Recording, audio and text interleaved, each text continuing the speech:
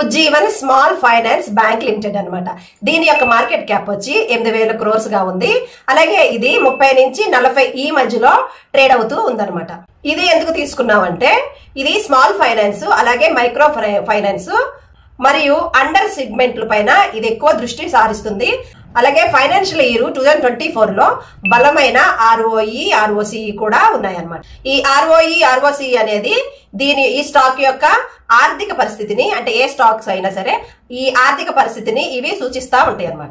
అయితే ఈ స్టాక్ లో రిస్క్ కూడా ఉందన్నమాట. ఆ రిస్క్ ఏమిటంటే మైక్రో ఫైనాన్స్ ఆర్థిక ఒత్తిడి సమయంలో డిఫాల్ట్ రిస్క్ కు గురవుతుంది.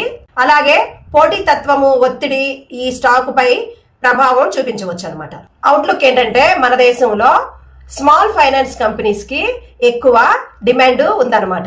దానివల్ల ఏంటంటే ఈ స్టాక్ మల్టీ బ్యాగర్ అయ్యే ఛాన్సెస్ ఎక్కువగా ఉన్నాయి.